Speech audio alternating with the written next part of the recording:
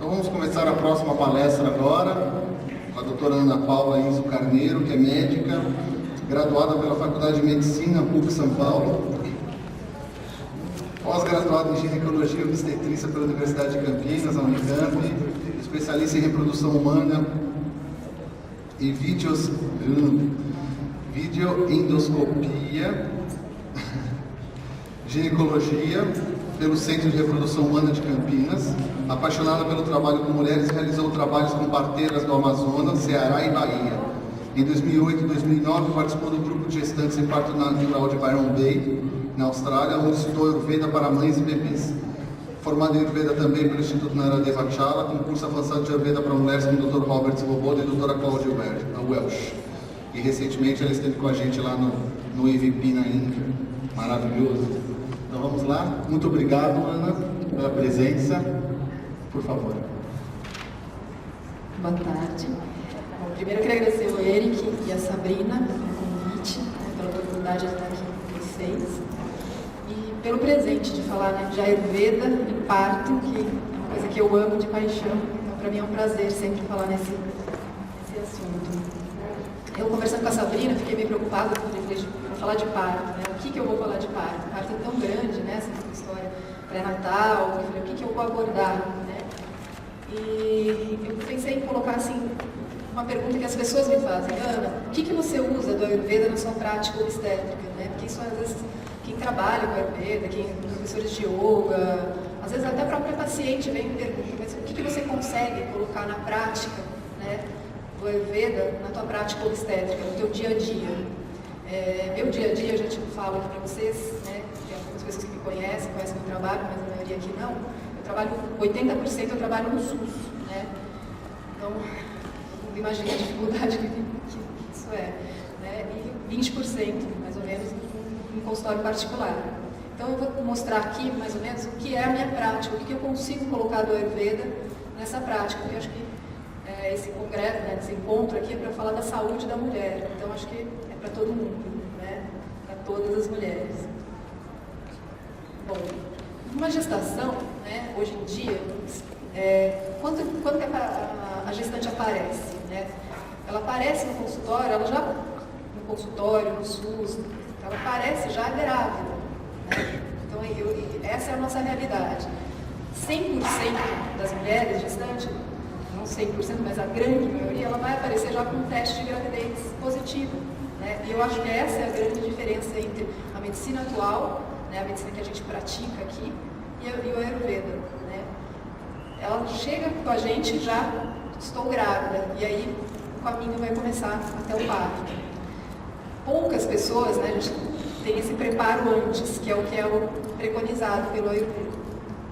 Então a gente vai ter um pré-natal, né, um parto, que geralmente não é parto aqui no Brasil, né, quase 100% de cesárea, em vários serviços, e o puerpério. O pré-natal, o nosso pré-natal basicamente, seja no consultório, seja no SUS, ele tem um foco muito na doença, né? Aqui eu pus até uma foto de um cartão de pré-natal do SUS mesmo. Então, se a gente olhar, eu acho que assim, a visão nossa é focar a doença, né? O que essa gestante não tem, né? Primeiro, a gente vai tirar, não é hipertensa, não é diabética, sedosa, todas as sorologias, não que isso não seja importante, isso é importante, claro que é importante, mas assim, o foco, às vezes a gente passa 9 meses tentando descobrir alguma doença nessa gestante, e não, eu não vejo assim perguntas, por exemplo, do que você se alimenta, né? Você vai ao banheiro, você dorme bem, não tem isso, né? Se você olhar um cartão de pré-natal, ele vai ter lá exames, ultrassom, sorologia, e não existe, né, esse foco pensando que a gestação é simplesmente um estágio na mulher, né? Então eu acho que o pré-natal nosso, atualmente, ele é focado na doença. Bom, do parto, né, que é o que eu falei, na verdade aí nem é parto, ali teria que estar nascimento. O que a gente tem na realidade hoje? 90% de cesárea em hospitais particulares, para não falar 95%, 98%, dependendo dos hospitais aqui, né, na rede particular. e 60% a 70% de cesárea nos hospitais públicos. Essa é a realidade hoje no Brasil, né? Eu costumo falar, eu trabalho no SUS, eu acho que esse 60 até é bem enganoso, tá? Eu acredito que também no SUS chega a 70%, quase 80% de cesárea. E existem aquelas, né, que hoje, agora estão fazendo bastante barulho, graças a Deus, que brigam pelos seus partos, né? Eu participo de alguns grupos de parto natural, mas mesmo assim, né, eu percebo que nesses grupos fica aquele foco, o foco do parto, né? Até porque elas têm que brigar tanto, né, para ter parto natural, tem que ver quem vão ser os médicos dela, quem vai ser a doula, que hospital que vai aceitar aquilo. Não, eu quero parir em casa. Então, mesmo nesses grupos que estão tentando aí, né, reverter esse processo, eu sinto que fica o foco no parto, né? Fica no foco do nascimento. O que eu vou fazer? O que vai dar para ser feito? Como que o bebê vai ser recebido? Eu vou precisar de uma pediatra fora de hospital, dentro de hospital.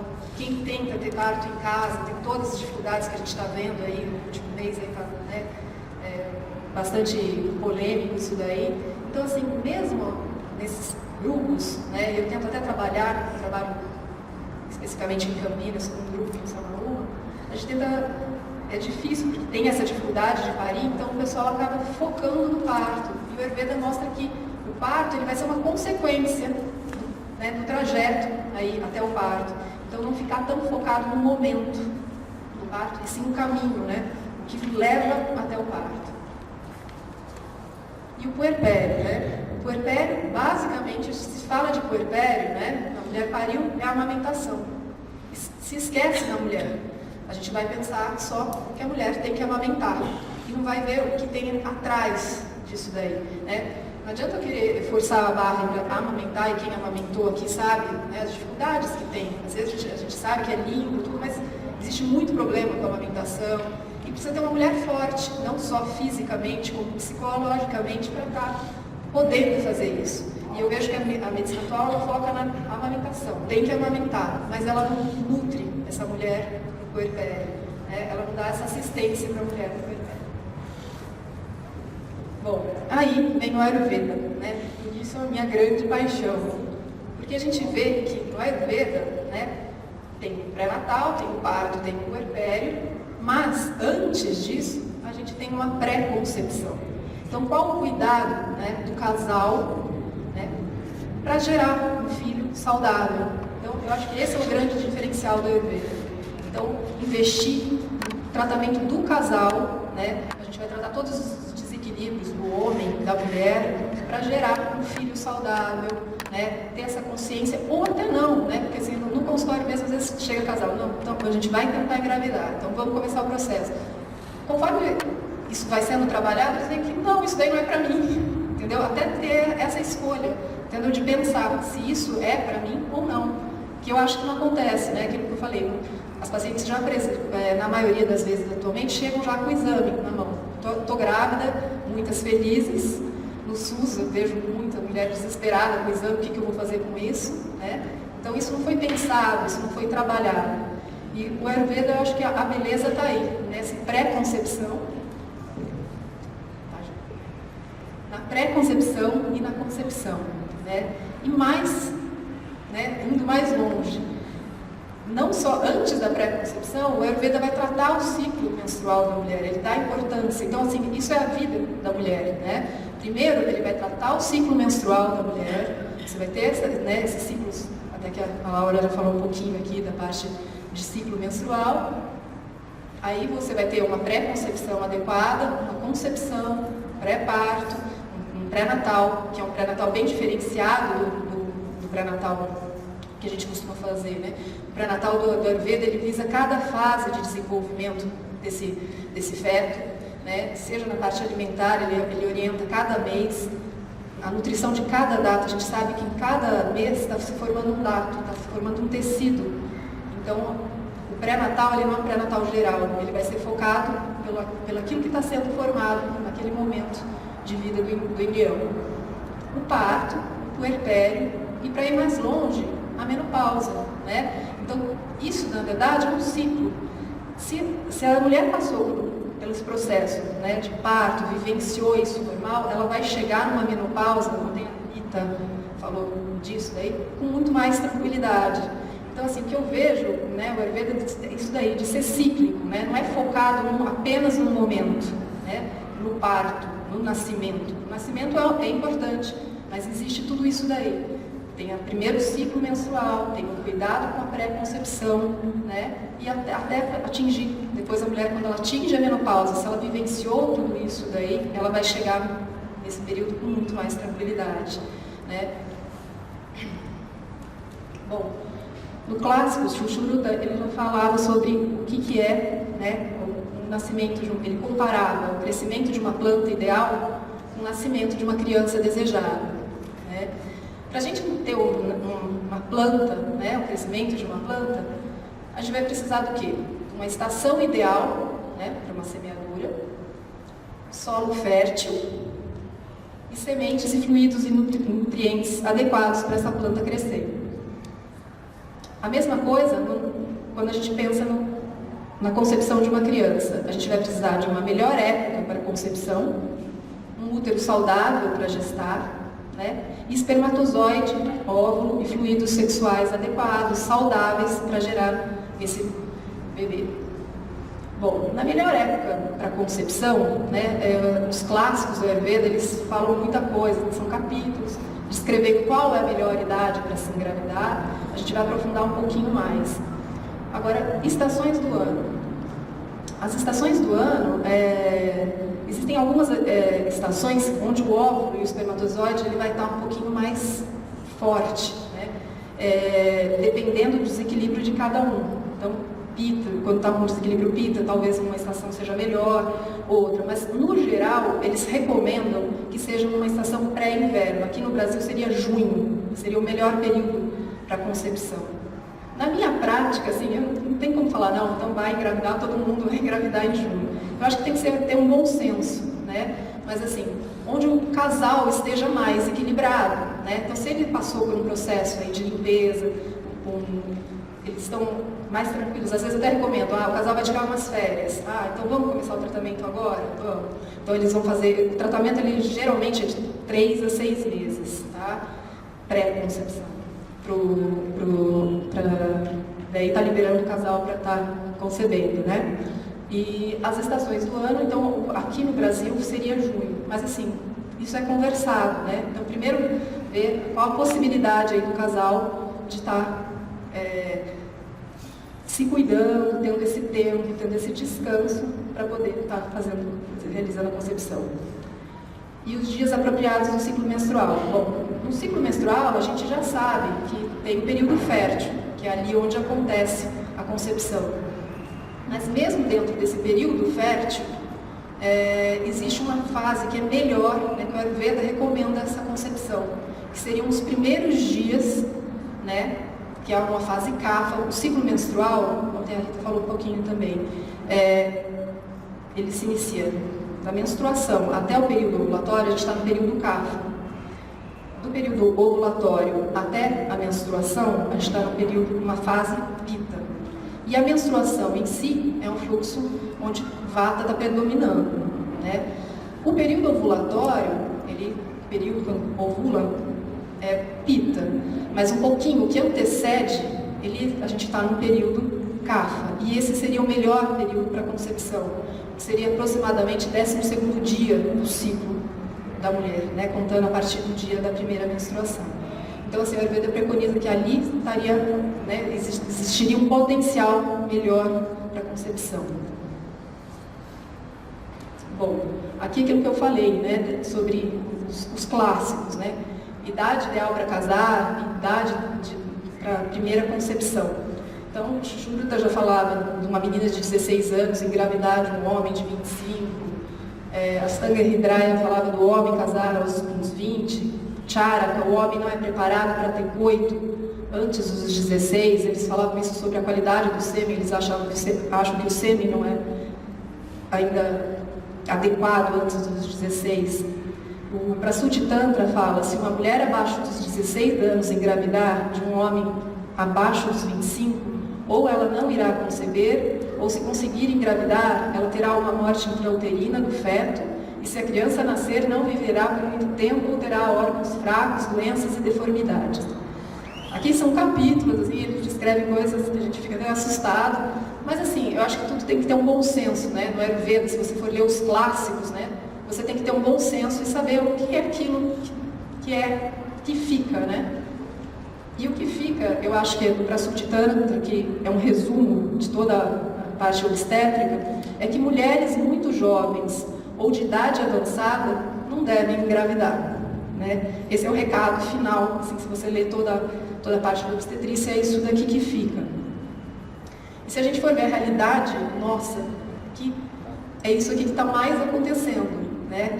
No SUS, só tem não, mas a grande maioria é uma gestação de adolescente. E no consultório particular, as mulheres cada vez mais querendo engravidar, né? 35, aí vem perguntar, mas eu posso esperar mais um ano? Mas eu posso esperar mais um outro? Então, assim, fica naquela coisa, né? Então, assim, a gente está vivendo isso daqui. Então, a população, né, mais carente, eu diria, assim, elas têm essa coisa de engravidar cedo, e o pessoal que tem, vai para o mercado de trabalho, que, enfim, planeja mais a vida, né, acaba querendo engravidar nessa idade avançada. Bom, da gravidez na adolescência, isso é uma coisa que me preocupa muito. Não sei se tem alguém aqui que trabalha no SUS, que trabalha com população de SUS e adolescente, é uma coisa assim assustadora, né? O número de adolescentes grávidas que aparece para a gente cuidar, né? E assim, se eu for ver do ponto ayurvédico, nada ayurvédico, elas não têm preparo nenhum e não como mães, porque depois você vê até elas parem muito bem, pelo contrário, elas têm uma facilidade no momento do parto, mas assim, essa coisa, né? A gravidez na adolescência se repete, porque elas têm o filho e 40% volta a engravidar depois de 2 anos. No Brasil, a cada 18 minutos, uma menina de 10 a 14 anos dá à luz a uma criança, né? Uma menina por minuto dá à luz entre 10 e 20 anos. Então, os dados são assustadores, né? E é uma coisa que eu particularmente me preocupo, e eu gostaria até de ter mais investimento nessa área aí, porque é uma coisa muito preocupante.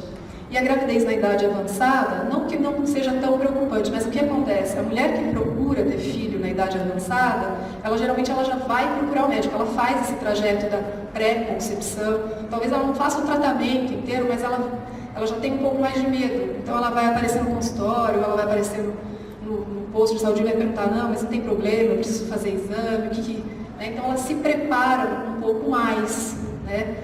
Então, isso daí, assim, elas são um pouco mais preparadas, mas eu também acho que, né, o Ayurveda fala dessa idade avançada, qual o grande problema?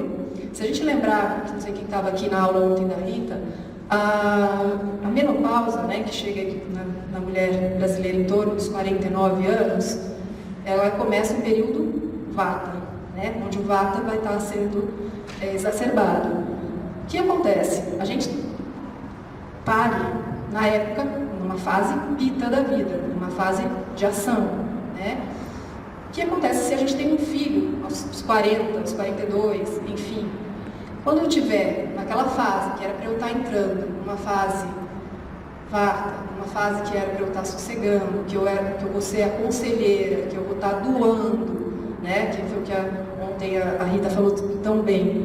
Nessa fase que é para eu estar tranquila, né? Que é para eu estar sossegando, eu vou estar com um filho a todo vapor, né? De 5 anos, de 10 anos, enfim. Então, assim, isso gera um desequilíbrio muito grande. Então, eu acho, assim, que eu vejo do ponto do Ayurveda, por que não, as pessoas perguntam, mas não pode engravidar? Pode, né? A gente sabe que pode, hoje tem reprodução humana, as mulheres engravidam com 45, enfim. Mas do ponto de vista ayurvédico, isso não funciona, né? Então, se lembrar, a mulher na menopausa, ela vai estar numa fase Vata, que é para uma fase para ela sossegar, para ela se dirigir, para ela ter força para outras coisas, né? E aí ela vai estar com uma criança pequena, exigindo muito mais dela. Então, isso gera um desequilíbrio. Bom, aqui temos uma foto que é de um dos hospitais que eu trabalho, Tem a Maria, que ela pariu, a pequenininha que está no meu colo, aos 41, e a filha, né, a Jéssica, pariu a filhinha com 13, né? Então aí os opostos, a mãe 41 e a filha com 13. Então eu acho que essa é a realidade que a gente vive, né? Então, quem trabalha com o SUS sabe disso. Bom, a gente falou né, de preparar qual a melhor época para se plantar, né? E agora a gente vai tratar do solo, né? Então, como que a gente melhora o útero para poder gestar, né? Então, a gente vai estar preparando o solo para poder plantar.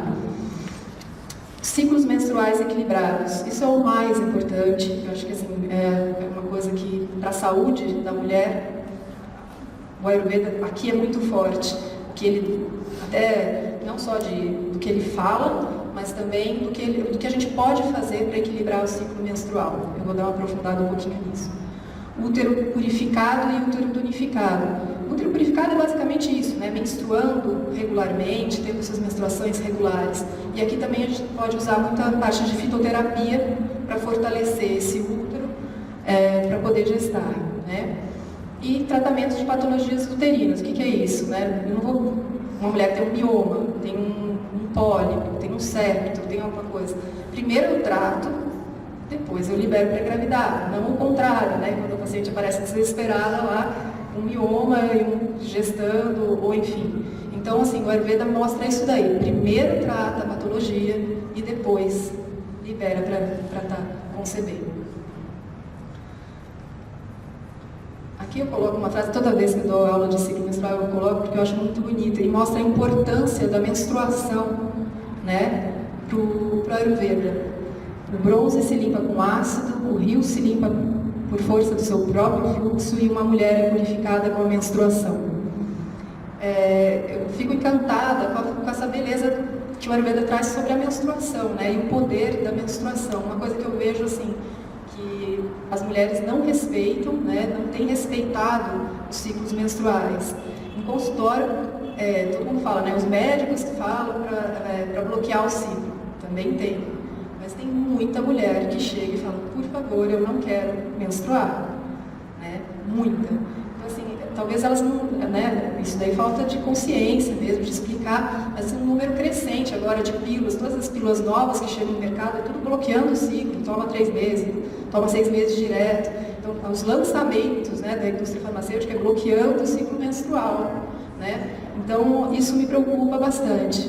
E até às vezes, como eu participo desses grupos de parto natural, depois eu vou dar uma aula de aleitamento, enfim, de anticoncepção pós-parto, e às vezes eu vejo que essas mulheres que pariram, que brigaram pelos seus partos, tudo, também entram nessa. Eu falo, gente, será que não entendeu a força, né, desse trabalho, né, a força do parto? Então, assim, isso às vezes me assusta, porque a mulher é despreparada para cuidar desse sangramento, né? Não existe, antigamente existia essa coisa da mãe, das avós explicarem e cuidarem desse ciclo menstrual. E hoje em dia eu acho que existe essa desconexão, né? É aquela coisa suja, cura, é dor, e é isso que fica, né, na cabeça das, principalmente adolescentes, assim, quando você conversa, não quero menstruar, não, é ruim.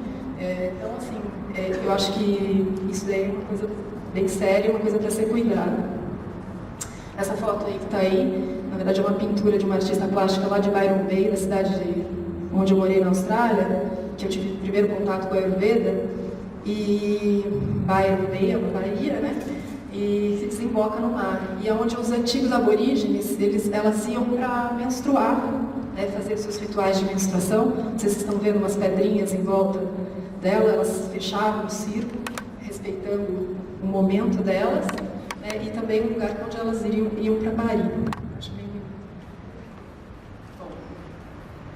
Então, o ciclo menstrual, de acordo com o Ayurveda, isso que o Dr. Soboda fala, né? Menstruação saudável é um pré-requisito para uma gravidez saudável. E dos clássicos, a Garribraia já falava, ciclo menstrual normal é uma descarga sanguínea a cada 28 dias, e o fluxo sanguíneo dura de 3 dias, começando aos 12 até os 50. Lógico que isso daqui do Ashtanga é uma média, né? O que seria normal, mas assim, isso daí é do clássico. E a gente vai falar um pouquinho das anormalidades dos ciclos. A Laura falou um pouquinho, mas falou de TPM, né? Eu vou falar um pouquinho dos desequilíbrios. Os desequilíbrios de Vata, de Pitta e de Kapha no ciclo menstrual. O que é um ciclo desequilibrado de Vata, né? É aquela paciente que tem um fluxo escasso. Geralmente é aquela paciente que chama lá, é uma borrinha de café, um sangramentozinho, pouca quantidade. É uma paciente que tem muita dor, né? Geralmente elas vêm com quadro de muita dor, de cólica, é uma cólica da região lombar, geralmente irradiada para a virilha, às vezes para o interior da coxa, né? São ciclos bem irregulares, são aquelas pacientes que têm ciclo a cada 40 dias, 30, mistura, não consegue ter um padrão menstrual, né? São ciclos curtos, menores que 5 dias, geralmente elas menstruam 2, 3, 4 dias. Para quem percebe, tem essa percepção do ciclo menstrual, que a gente trabalha bastante agora com os absorventes, até, né, de tecido, tudo, é aquela pessoa, ou quem vê o sangue na calcinha, aquela paciente que não consegue lavar, que lava, a calcinha fica marcada, aquele sangue escuro, denso, né? Então isso é um bom sinal de desequilíbrio de Vata. Bom, dor irradiada, dor nas costas, o quadro, um desequilíbrio de Vata mesmo, né? Depressão, ansiedade, aquela coisa, de acordar cedo, estar num humor, à tarde de outro, né? Sensação de frio, secura na vagina, distensão abdominal. Geralmente essas pacientes elas não sabem se elas estão com cólica, com dor de barriga, tudo fica um pouco meio misturado, né? Constipação, elas, é um quadro de Vata mesmo, e a cefaleia, a Laura falou também, é uma cefaleia que cada hora está num ponto, não é muito específica. Isso aqui é tipo de quando as meninas adolescentes chegam no consultório, você já sabe o tipo de cólica. Aquelas meninas magrinhas, com a calça baixa, que fica com toda essa área aqui exposta, né? Blusinha curta, cabelão molhado, pezinho, sandália de fora, né? E a mãe falando, eu falo pra ela se proteger e tal, e ela não me ouve, né? O que a gente pode fazer para um excesso de Vata? Evitar comidas frias e cruas, né? Consumir sopas, caldos, arroz, cozidos, então toda comida quente, né? Pacificar a Vata, praticamente, né? Diminuir a exposição ao computador, a viagens, né? Descansar, a meditação, a rotina regular, evitar o frio, né? Aqui é muito importante a Abhyanga. Aqui eu coloquei o Abhyanga, mas é uma massagem, uma automassagem todos os dias de manhã com óleo, né? Para pacificar a Vata. Pode ser o óleo de gergelim, que está aí bem indicado para o Vata, e massagem abdominal com óleo de rícino. Isso daí é bem interessante, a gente trata até endometriose, casos severos de dor com isso daí, né? Com um óleo de rícino no abdômen e bolsa de água quente. Só não usar o calor no período da menstruação, isso daí é um tratamento prévio, né, à menstruação. Trifala, né? Gengibre, chá de licorice e fêmea. Aqui né, eu coloquei um tratamento bem básico, isso aqui tem que avaliar, cada indivíduo é o que a gente falou, tem ciclo que a paciente está um pouco com mais desequilíbrio em Vata, outros ciclos ela apresenta um desequilíbrio em Pitta, mas é basicamente um processo pacificador de Vata. Um ciclo menstrual que está com desequilíbrio em Pitta, o que a gente observa? É aquele fluxo excessivo, né? Uma coloração vermelha brilhante, geralmente tem coágulos, não são coágulos grandes, mas aquele sangue bem vermelho mesmo, né? Os ciclos são curtos, são aquelas meninas que menstruam a cada 15, a cada 20 dias está menstruando de novo, né? É o famoso spotting, que é aquele sangramento intermenstrual, né? Fluxo quente, geralmente elas se referem a um odor mais forte, sensação de calor, né? Ondas de calor, então o paciente está sempre quente, a cefaleia é mais temporal, é mais frontal. Tem uma fotossensibilidade, geralmente são as pacientes que apresentam acne, né? Diarreia, um quadro associado junto, então vai menstruar, tem diarreia. E é interessante falar que às vezes no mesmo ciclo menstrual você pode ter períodos Vata, Pitta e Kapha. Então tem gente que começa o ciclo menstrual pata, por exemplo, constipação, eu vou menstruar, eu estou com o intestino preso, tudo. Começa o fluxo menstrual, fico com raiva, tenho diarreia, tenho irritabilidade. Então, assim, num mesmo ciclo, a gente pode ter todas essas alterações vindo em conjunto. Para equilibrar, né, o fluxo, um excesso de pitta, evitar alimentos quentes e picantes, evitar álcool, cafeína, chá, chocolate, queijo, iogurte, produtos animais. Dieta pacificadora de pitta, né? Evitar atraso, pular refeições, não realizar exercícios excessivos. Isso também eu vejo quem tem prática muito excessiva de atividade física mesmo. É difícil, às vezes, você falar para o paciente com cólica, você fala, não pratica, não vai na academia. Então, assim, isso daqui, ainda mais quando tem um excesso de pitta, isso daí é muito importante parar. Na verdade, na menstruação, né, o correto seria parar, né, dar uma baixa maior nas atividades, ficar em casa, né, ficar para dentro, mas não é o que acontece. Evitar a exposição ao calor, banhos muito quentes, uso de banheira nesses dias, né, ou água muito quente, então o banho deve ser morno, água mais fresca, uma automassagem diária com óleo de coco. Outra coisa muito interessante de fazer, uns 10 dias antes da menstruação, aplicar ghee nas narinas, prévia à menstruação, né?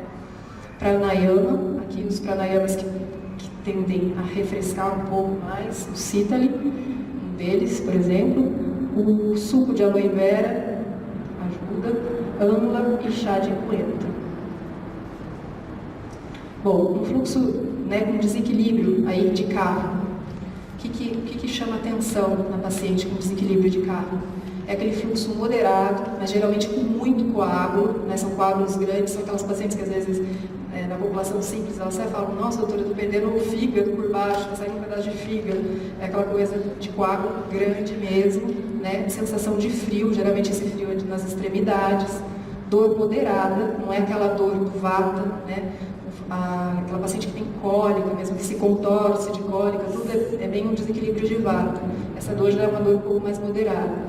E o que chama atenção aí é a retenção, né? É aquela paciente que no pré-menstrual, nos primeiros dias de menstruação, vai ter edema, vai ter mama, né? Vai sentir esse engurgitamento, vai ter quadro mais de náusea, de vômito, que é um quadro bem cáfio, né? De excesso de cáfio.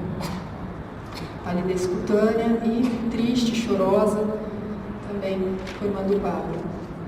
Por excesso de cáfia, evitar laticínios, né, que a Laura falou bastante aí, frituras, gorduras, sal, açúcar refinado, as farinhas, dieta pacificadora de cáfia, né, evitar refeições pesadas antes de dormir, não comer se não estiver com fome, incluir gengibre na sua dieta diária antes das refeições, açafrão, gengibre, pimenta preta, exercícios regulares, então o cáfia precisa sempre um pouco mais de suar na camisa, né? E evitar dormir durante o dia, que acumula a iama, né? E o tricato, que está bem indicado para esse fluxo menstrual com excesso de cáfia. Bom, então a gente viu o melhor período, né, para ocorrer essa concepção. A gente cuidou do terreno e agora a gente tem que cuidar das sementes, né? Espermatozoide, óvulos e os fluidos sexuais, que na verdade são os hormônios. Então, aqui pus a capacitação dos espermatozoides, né? O que é isso? O espermatozoide não adianta ter só quantidade, né? Ele precisa ter qualidade. O líquido seminal precisa ter qualidade. Então, aqui o fitoterápico, ontem o Adércio falou um pouco, ele falou um pouquinho mais sobre afrodisíaco, né? Mas, assim, basicamente, aqui a fitoterapia ajuda muito os homens nessa fase. E existem alguns fitoterápicos que vão melhorar a qualidade do sêmen, tá? Não é só esse poder afrodisíaco, mas também eles ajudam na qualidade do sêmen. Cuidado com a flora vaginal, né, no caso das mulheres, uma coisa também comum, né? A mulher tentando, não, estou tentando engravidar, e com aquela candidíase, né? Candidíase é um fungo de repetição. Então a mulher tentando engravidar, mas não está cuidando da flora vaginal. A gente sabe que candidíase tem tudo a ver com imunidade, né? Então, essas mulheres que têm candidíase, falta de ojas, né? Falta de imunidade. Então, primeiro vamos tratar essa candidíase, vamos melhorar essa imunidade, né? Para daí depois pensar numa concepção. Né? Lembrando que o espermatozoide, o óvulo, ele é o último tecido a se formar, né? Na cadeia de datos. Então, cada dato começa com plasma, sangue, enfim, e aí se forma espermatozoide e óvulo. Então, se a gente não está com todos os tecidos nutridos, né, e bem, a gente não consegue formar espermatozoide e óvulo de boa qualidade. Então, por isso, né, que esse tratamento aí, esse cuidado com a alimentação, com equilíbrio, tudo, para conseguir o ojas chegar até lá ao fim, né, e formar um espermatozoide, um óvulo adequado. O óvulo, na verdade, ele não se forma, né, a gente já nasce com ele. As mulheres já nascem e levam a vida inteira com ele. O espermatozoide não, ele está em constante formação. E lubrificação e libido, né?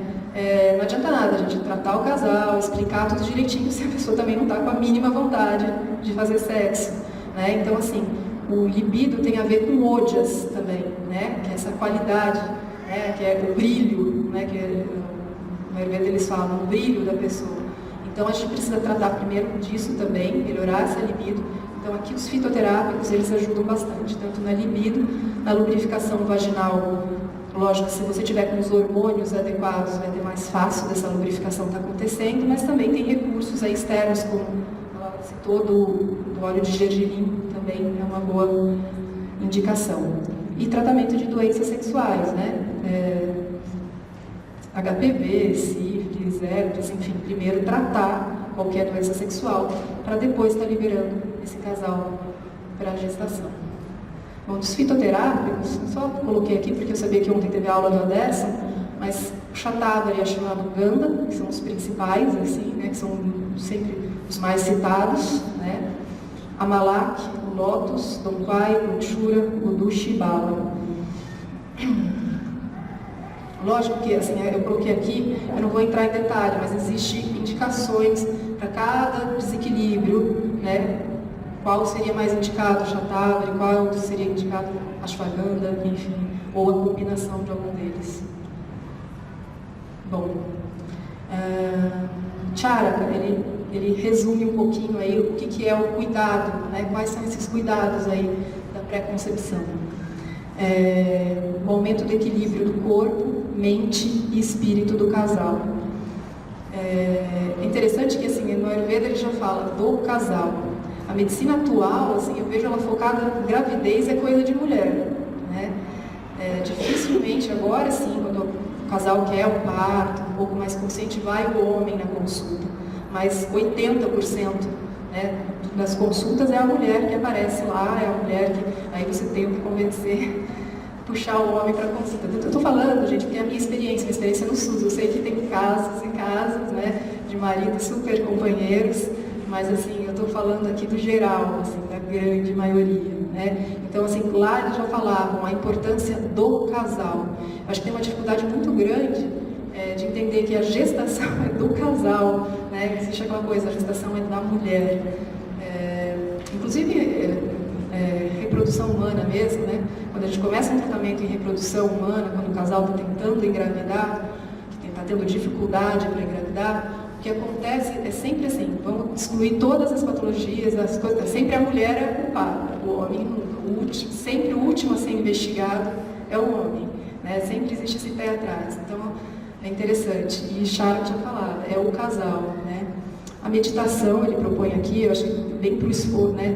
Para ter esse equilíbrio principalmente mental, né? De uma gestação, para o momento do parto, para o que vem depois do parto, né? Na vida do casal, acho que que começar a criar espaço para esse novo que está acontecendo, né? O descanso apropriado, parece também uma coisa, descanso, mas assim, eu vejo mulheres correndo, trabalhando e querendo fazer mil coisas ao mesmo tempo e querendo engravidar, e tentando engravidar e não conseguindo engravidar, né? E a gente sabe os pilares do Ayurveda aí, sono, né? O sexo e a alimentação.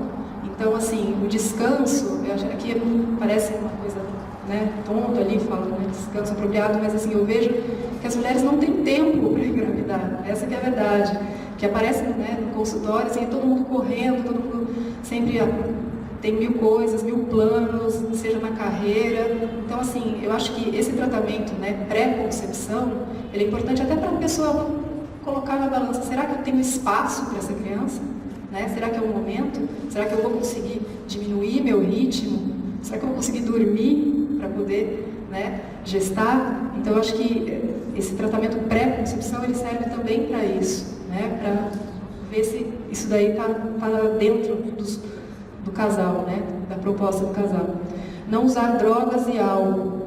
Também parece uma coisa... a gente, né, sabe que quem vai conceber não usa drogas e álcool. Tem uma dificuldade enorme quando um casal chega para mim, a gente vai começar o tratamento, então tá bom, vou ficar 6 meses sem beber nada. Parece simples, não é, tá, gente? Então, assim, isso é muito importante para a formação aí dos gametas e, enfim, de toda a gestação, do desenvolvimento fetal, e assim, é difícil, às vezes, quebrar esses vícios. Uma dieta saudável, meios apropriados para prover a criança.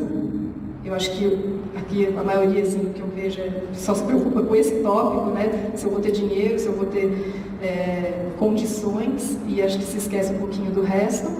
E a capacidade de fornecer à criança segurança e consolo em todas as circunstâncias. Bom, os conselhos, né, de Charaka, prévia à concepção. Primeiro, a purificação com fitoterápico para garantir a saúde reprodutiva do casal. Então, para o homem, ele propõe o GI com os fitoterápicos, né, que basicamente são aqueles que eu mostrei. A mulher, óleo de gergelim mais ervas. Tratar e curar doenças físicas, que é aquilo que eu falei primeiro, a gente trata, depois libera para estar concebendo. E eliminar e neutralizar toxinas através de terapias purificadoras, né? Então aqui tem as purgativas, laxativas, tem bamana, enfim.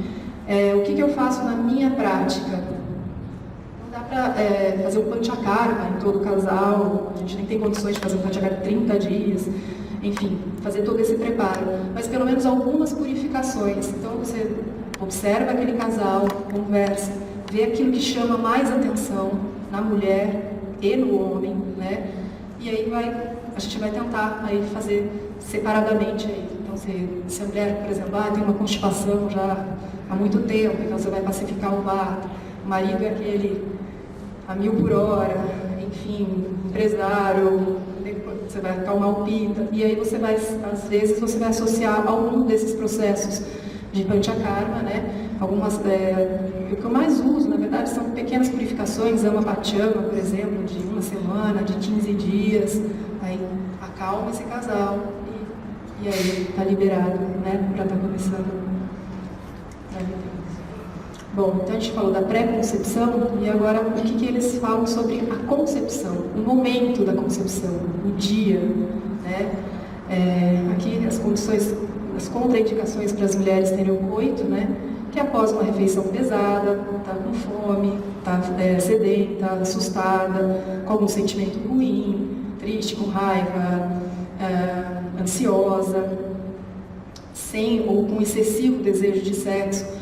Os clássicos, eles mostram bem isso, às vezes eles mostram para ficar uma abstinência sexual de 1 mês antes do dia da concepção. Tem alguns que falam de uma abstinência de 3 meses, enfim, nos clássicos você acha coisas variadas a respeito disso. Mas, na verdade, o que eu percebo é simplesmente assim, tá no momento certo, né? Sem aquela coisa do desespero, né? Então, tá no momento do casal, tempo do casal. Excesso de peso, isso também preocupa, o Ayurveda fala muito, quando você lê capítulo de nutrição, nessa fase, eles falam perder peso antes. Não é que, né, a gordinha não pode engravidar, mas não é. É simplesmente tratar, geralmente tirar com aqueles processos purificadores um excesso de ama primeiro, para depois estar liberando, para estar engravidando. As doenças crônicas, né, ou pacientes com algum problema ginecológico, sangramentos, enfim. O coito não deve ser realizado durante trovoadas, dias festivos, que eu acho que às vezes quando eu leio isso aqui eu falo, nossa, na Índia, com aquele calendário de festividade, não pode ter coito nunca. madrugada, meia-noite, meio-dia, lugares impróprios, né? Lugares sujos. Enfim, aqui também o que fica a ideia é isso, um momento adequado para a concepção, que é uma coisa também que eu vejo que ninguém se preocupa, né? Num dia, qual o dia da concepção? Quando eu pergunto, né, para um casal, elas não sabem, muitas não sabem, não lembram nem o dia da última menstruação. Ah, e quando foi a última menstruação? Fica lá tentando lembrar, não lembram. Quando foi a concepção, também, isso daí fica vago. Então, assim, eu acho que o Ayurveda, eu acho nessa parte de uma beleza muito grande, se preocupar com o dia, com o momento. Aqui tem textos lindos falando de rituais, o que pode ser feito no dia da concepção, tanto para a mulher, como a mulher deve se arrumar, o quarto, a parte de aromaterapia, tudo aqui é muito bonito e pode ser utilizado para quem tem interesse, tem textos maravilhosos. Mas assim, o que eu penso no geral é tomar esse cuidado, mentalizações que podem ser feitas, né, nesse dia, orações, enfim. Eu acho isso muito importante e que isso daqui não existe na nossa medicina atual, né? Então é uma coisa que eu acredito que seja importante. Evitar posturas inadequadas do coito para a concepção. O Ayurveda preconiza para a concepção o famoso papai e mamãe mesmo, assim, a mulher deitada e o homem por cima, né? Qualquer posição que tenha perna fletida ou uma posição supina, ela aumenta o desequilíbrio de vata. Então eles não recomendam. Posições deitadas do lado direito, pode desequilibrar a kapha, do lado esquerdo, pita, enfim. Então, assim, o mais tradicional mesmo é o que é recomendado para o dia da concepção. Aqui eu coloquei mais por uma curiosidade, acho que até um machismo do Ayurveda, Sabrina acho que vai falar um pouquinho mais disso, mas assim, quando você lê essas coisas sobre a concepção, nesses capítulos do Ayurveda, ele fala muito sobre como conceber um filho homem, né? Então, assim, fica bem em torno disso. Mas, assim, na verdade, assim, o melhor dia da concepção, e aqui tem o que eles falam, né? A partir do primeiro dia da menstruação, qual a criança que viria. Por isso que eles falam que o 12º dia ali seria o melhor dia para conceber, né? Para ter um filho, um homem e tal. Mas, assim, aquilo lá, a mensagem geral, um dia especial, um dia que possa ser lembrado, uma coisa importante. Às vezes eu pergunto, quando eles lembram, eles falam, nossa, foi aquele dia que a gente foi, tomou todas, bebeu, e aí rolou. Então, acho que é só isso, evitar isso daí. Bom, no pré-natal, não vai dar para eu entrar muito, aprofundar muito, porque assim, o pré-natal, como eu falei, são por fases, são ciclos, né, mês a mês de desenvolvimento fetal. Mas basicamente, o que ele fala para o desenvolvimento fetal do feto? A nutrição, o estilo de vida e o processo mental. Os principais objetivos: evitar efeitos prejudiciais no feto, né? Promover o crescimento e desenvolvimento fetal normal e conduzir o parto normal sem complicações maternas e fetais. O Garbhini Parichara, ele é um manual da grávida no Ayurveda, né? Então, basicamente, é isso daí. A nutrição, estilo de vida e processo mental. Então, assim, na nossa medicina, a gente nunca vai pensar em processo mental, não entra, né?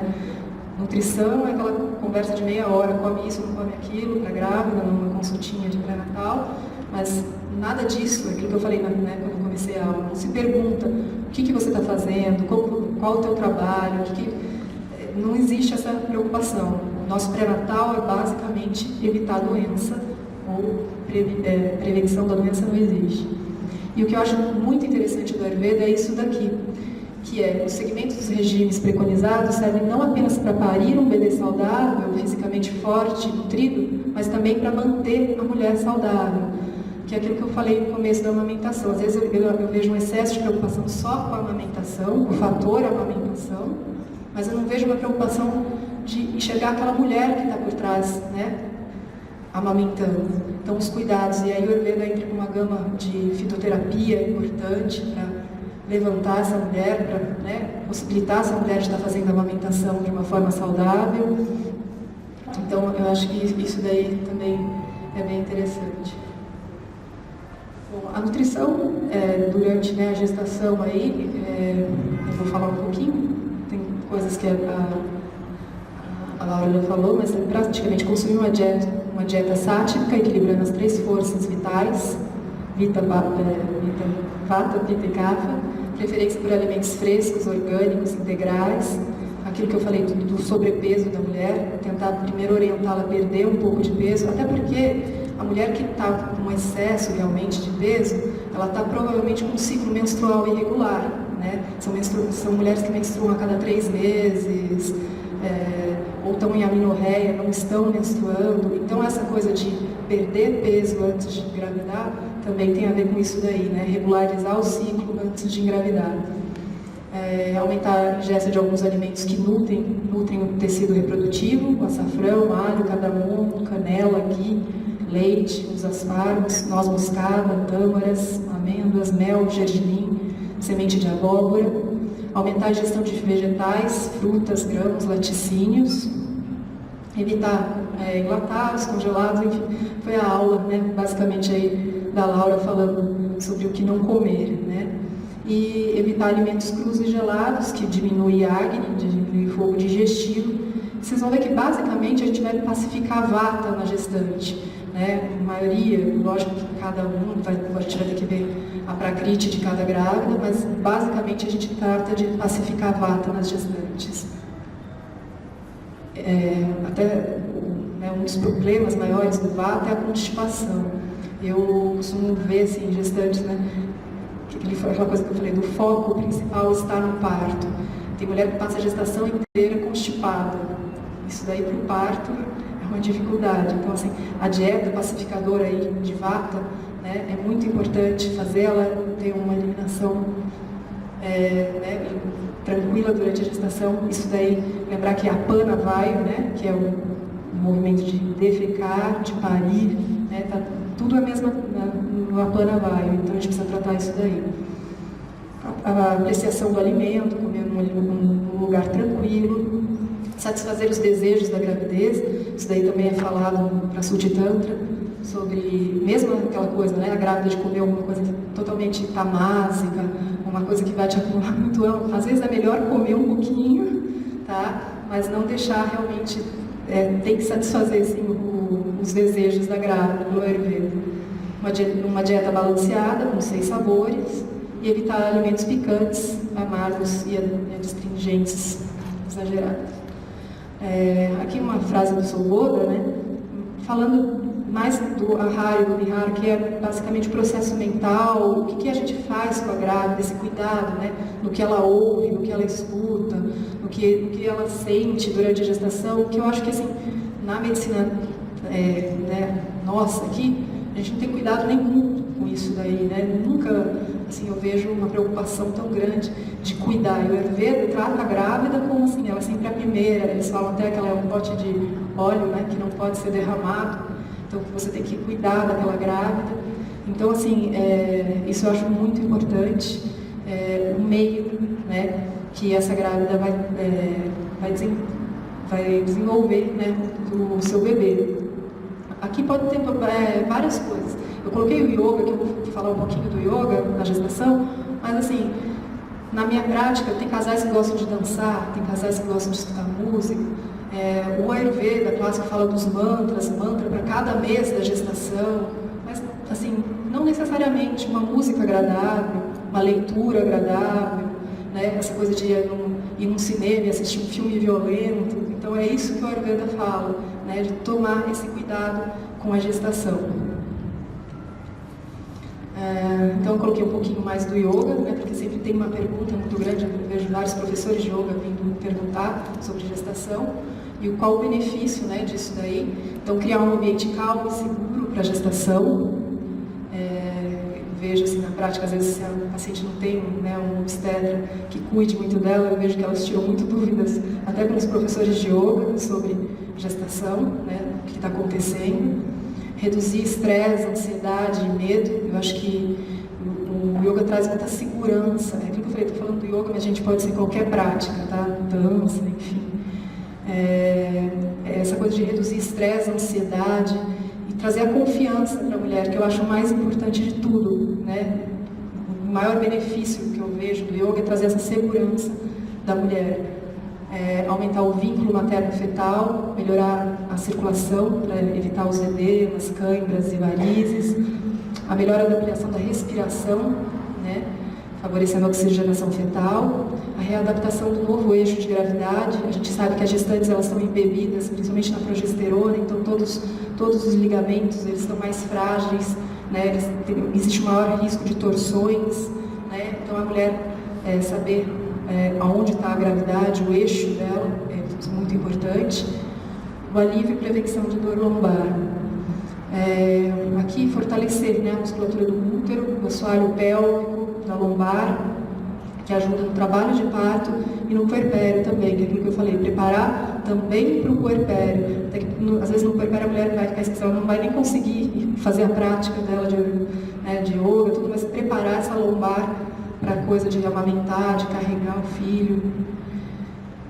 Essas fotos são do hospital onde eu trabalho, tá? O Hospital de Pedreira. Há também uma coisa que eu vou falar, eu não uso yoga porque essas pacientes, elas vêm praticamente da zona rural, né? São pacientes que têm a prática do yoga. Então, o que eu faço naquele momento? Às vezes, o primeiro momento que eu estou vendo aquela paciente é o momento que ela está parindo, né? Então, assim, eu, basicamente, o que eu consigo fazer é muito, né, ajudar no pranayama, que eu acho que, assim, se eu tiver que falar alguma coisa de parto, eu acho que ajuda, assim, é muito pranayama. Não são os mais elaborados, não uma respiração simples, só que ela controla. Então, isso que eu falei, a maioria das mulheres, elas nunca tiveram, não sabem nem o que é yoga, né? Então, é só trazer uma consciência da respiração, né? Ajudar a gestante a desenvolver um grande senso de controle, de poder e de autoconfiança. Isso, lógico, não trata previamente, né? Acho que essa coisa da autoconfiança é muito importante. Eu também vejo a gestante, ela fica muito dependente da sua médica, da sua dona, da sua parteira. Eu tenho visto muito isso, principalmente nos grupos de parto humanizado. Porque é aquilo que eu falei, né? Esse desespero de quem vai me ajudar nessa hora, principalmente no parto normal. Eu acho que torna uma dependência, às vezes, muito grande. E quando, na verdade, o que a gente precisa fortalecer é a mulher. Quem tem que estar poderosa e confiante é ela, né? Que eu falo, na hora do vamos ver, lógico, né? Tudo ajuda, né? Não é que uma banheira não ajude, uma massagem não ajude, lógico que ajuda, mas quem vai ter que estar lá presente, né, é a mulher. Sensação de bem-estar e paz durante e após as práticas, né? Que eu acho que isso afeta muito bem. Eu vejo quando elas falam, nossa, fiz aula de yoga, passei um dia, 2 dias, passei a semana super bem. Então, né, imagina o benefício que isso não traz para o bebê que está ali dentro. Ensina a relaxar e observar seu mundo interno, lidar com as turbulências emocionais através da respiração e da consciência. Então, a gente que observa o trabalho de parto, aquela hora que tem hora que a mulher está tranquila, está segura, daí depois dá aquele desespero, não vou aguentar, vou morrer, me tira daqui. E aí você trazer ela de novo para a respiração, né? E fala, calma, vamos lá. Então, acho que essa parte do pranayama, ela ajuda muito. E encontrar, o yoga traz essa coisa, né, do ritmo natural, da própria coordenação. Às vezes você ensina e depois você deixa ela lá, né? A água também é uma coisa que eu uso muito, que eu gosto. Eu acho que assim, ela vai encontrando, daí através da própria respiração, o movimento que o corpo dela pede. E aqui também uma frase que, embora o yoga em geral crie espaço para o bebê dentro do corpo, né, trata, né, a parte física, o yoga pré-natal cria espaço para o bebê em sua mente. Eu falei também aqui, mas uma coisa que eu acho importante antes, né, nas práticas de yoga, o yoga nidra, as visualizações são super importantes e quando trabalhadas elas ajudam muito, né, essa coisa da mãe poder visualizar o bebê, visualizar a passagem. É uma coisa que muitas mulheres têm uma dificuldade muito grande e que é bem interessante quando a gente consegue trabalhar isso antes, principalmente no período expulsivo. Então, saber localizar onde está esse bebê, sentir. Então, você fala, não, a cabeça está aqui. Eu vejo também que não existe muita consciência da grávida, né? A grávida fala, ela confia mais no ultrassom do que nela mesma. Ela quer fazer o ultrassom para saber onde está. Mas, assim, ela não consegue ainda ter essa consciência. E o yoga traz muito isso, a consciência aí do corpo e do bebê. Bom, para resumir, o Prasuti Tantra, né, o parto, o que ele vai falar? Né, da importância de cada uma dessas coisas aqui. Né?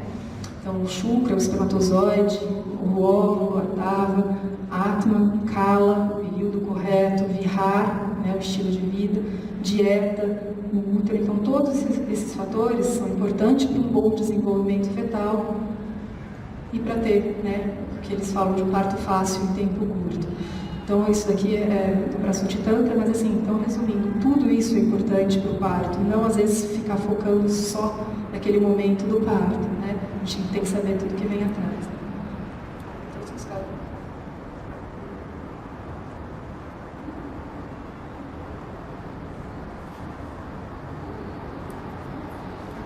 O Eric me liberou, eu vou colocar na prática aqui, um casal, tá?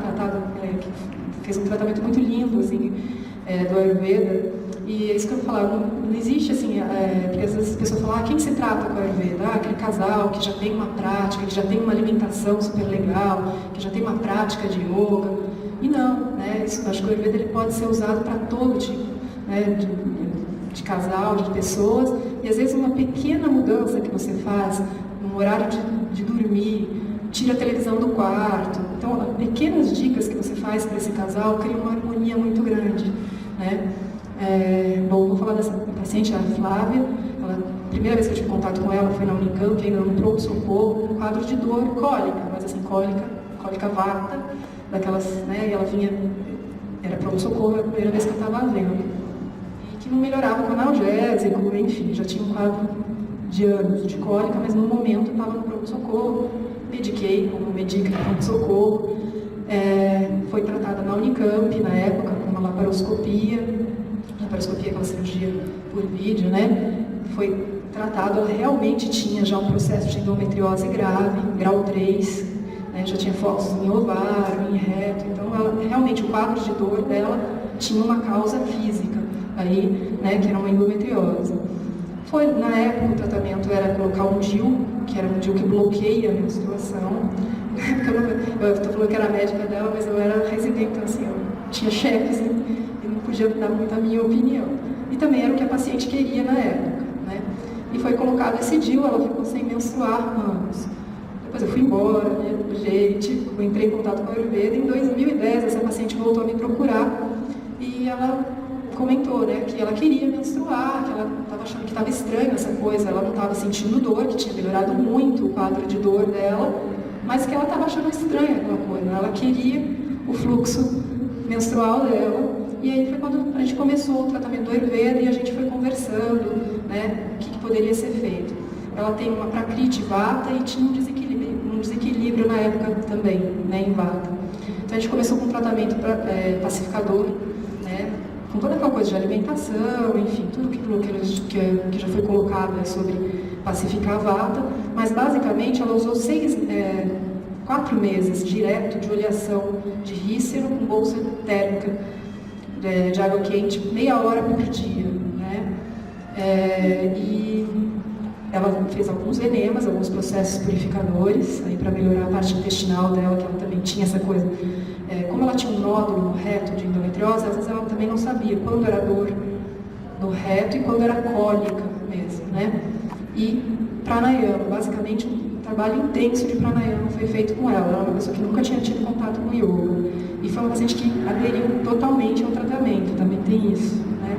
Ela usava, e até hoje, agora ela já teve filho, tudo, e ela fala, começou a sentir cólica, bolsa de água quente, óleo, então é uma pessoa que realmente aderiu ao tratamento. Passou tudo isso, em 2011 eles resolveram, o casal, né, resolveu se preparar para a concepção. Aí foram 3 meses de tratamento, né, foi feito um mama pachama para o casal, que são aquelas limpezas rápidas, né, de 15 dias, um programa pacificador aí de vata e kapha, vata para ela, kapha no caso para o esposo, né, o Fernando, ele tinha um desequilíbrio bem grande em kapha, foi tratado.